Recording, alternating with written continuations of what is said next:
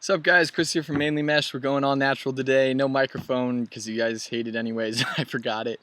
Um, Chilling outside at lovely Camp Winona in Bridgeton, Maine. This is the place I work pretty much all summer. And now everybody's gone except for me. So I'm the weirdo sitting at a table trying to make a Mainly Mesh video. And by make one, I mean record it here and then upload it when I have Wi-Fi somewhere else. So the only thing on the docket today, oh boy, those were, at this point in the season, those, you either have branches from the wind or like large pine cones / acorns fall down from the top of these pine trees, and it can get pretty deadly. I got an acorn to the mouth the other day and got a bloody lip. It was pretty funny. Anywho, so the only thing on the docket today is a thorough review of this piece of Promo Lacrosse Vapor Wax Mesh. Elijah from Promo Lacrosse was kind enough to send me over a few pieces. I already gave away the others, sorry. As well as some awesome shorts I wish I could show off, but my buddy already stole them from here. So I gotta get those back. And a sweet, sweet camo bucket hat. Oh yeah. They know Laxers, got the buttons. Super efficient. So huge thanks for that. But in terms of what they're actually making as a product, so Vapor Wax is a pretty unique product. It actually isn't waxed. So I saw another review and they're like, wow, it feels like there's almost no wax on it. It's because there's no wax on it. So what they do is they use, and this is all publicly advertised, they use a 16.5 millimeter Gimalax nylon base. So as I think I've mentioned before, 17.5 millimeters, however you want to define that, was kind of first employed by String King. And then a few other guys, so Magnum Mesh started picking up something similar. I don't know if it was a 17.5 or a 17, whatever. Gimalax has a 17.5 as well. But so it's kind of cool that they chose a 16.5 millimeter, which I actually like a lot, because nylon is more durable than what String King uses for their 1X and 1X, which is polypropylene at the base. There's a lot of other stuff involved that to make the discrepancies between the two. So I'm not going to talk like I know everything about that product, because I don't. But if you're just talking materials-wise, this nylon is slightly stronger, just in terms of abrasive resistance and stuff, than a polypropylene base. But one of the big drawbacks for nylon, other than just the fact that it's hydrophilic, so it absorbs water, is the fact that it stretches. They advertise 26% over the course of its lifetime. The same goes for polyester, so that same stretch will happen if you're using Gimalax Money Mesh. That's a polyester base. I believe, actually. I kind of guessed that one. I never really had that confirmed, but I'm pretty sure it's a polyester base. So having the 16.5 millimeter, well, first of all, you guys are going to be like, well, why doesn't my 15 millimeter sag out to be a 20 mil? Because of the way the weave works, it's not going to have that full 26% stretch over your entire pocket. I don't fully understand the textile engineering behind that, but anybody who's played with a normal mesh pocket knows that it kind of bags out a little over time. You have to restring it a little. So having the 16.5 millimeters is kind of neat, because you can string it up very similarly to how. So this is my NOS pattern that I use with String King. Same pattern exactly, and it starts out a little tight, but as the mesh breaks in, then it strings up almost exactly like String King, which is definitely cool. As more and more players are kind of enjoying using that type of mesh. As for the coating, it is a latex coating. Latex is a type of rubber. I don't know if this is a natural latex or synthetic latex. I actually didn't know that latex was natural to begin with. It's derived from it's not sap, but it's another sticky stuff that comes out of plants, certain plants. Fun fact of the day,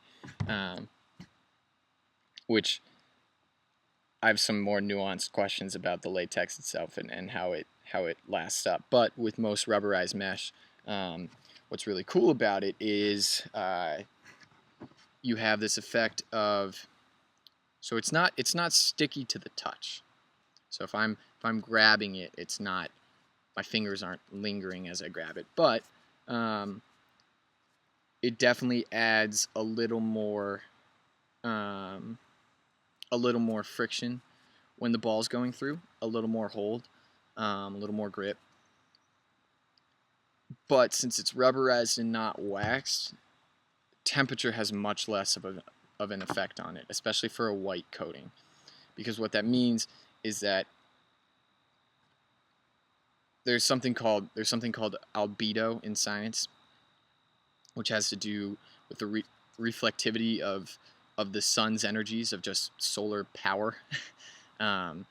So it's used astrophysically to say, oh, this is the albedo of a planet. Earth's albedo, it goes between 0 and 1. 1 would be you're holding up a mirror and it's reflecting it all back. 0 being it's this black planet that absorbs everything. So for planets, it's important to know their albedo, so you know, okay, if it's this far away from a star, how hot is that planet going to be? Is it going to be 20 degrees or is it going to be 1,000,000 degrees? Obviously not that extreme, but so where that can factor in with stuff like this is, or if you've ever seen, treatments for roofs to have an extra cool roof, you would apply a little coating that would reflect all the sun's energy off so it stays cool. And this rubber latex can have that type of effect. So if you're using a white latex coating or a clear latex coating, what that means is that you can leave this head out to bake in the sun, and your mesh, even if it's 95 or 100 degrees out, is going to stay almost room temperature, even as your head starts to bake and your shaft gets all warm as well.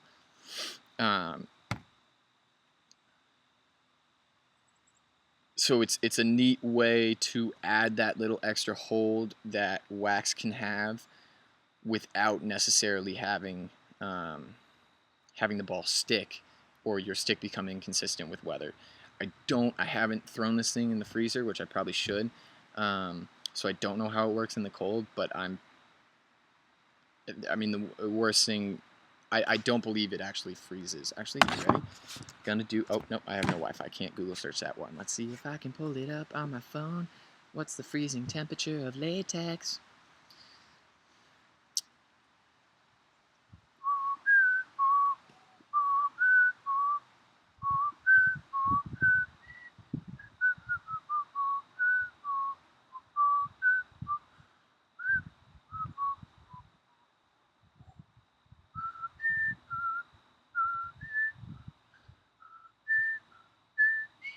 Whoa, this is a sketchy lower limit.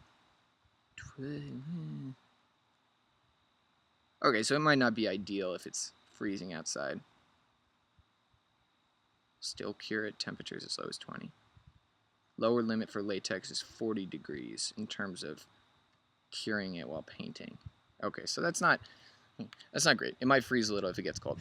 I don't know. Haven't tested it myself. But it's definitely a really cool product.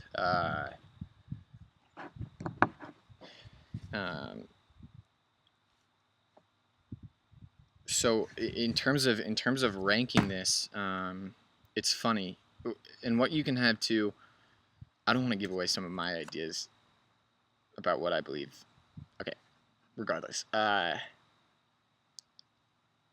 What's also different about this latex coating is, as advertised, it says they weave it into the fiber, which would imply to me that they coat it in something before they weave it. And as I look at this, I don't doubt that at all. For once, there aren't the holes in the mesh aren't filled with any coating at all. There appear to be strands that are fraying just naturally, and they appear like they might have still retained the coating. So I don't know how you work that process, but pretty cool stuff. Really awesome product. Definitely.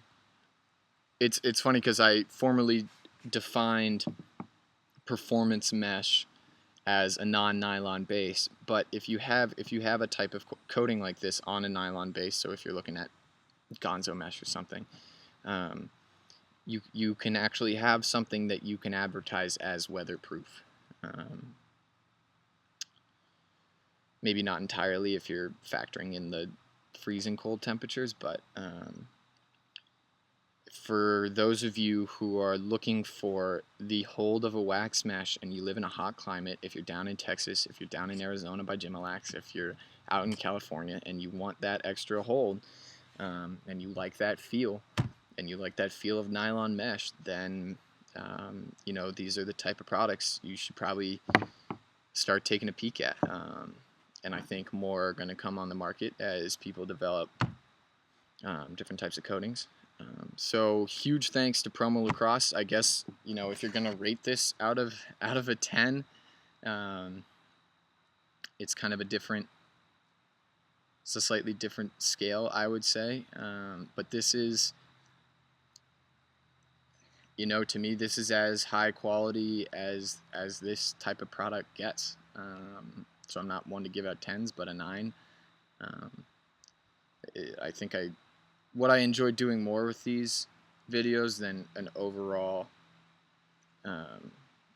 rating per se is I enjoy just kind of giving you guys the different aspects of the mesh, and then you guys can decide how you like it from there.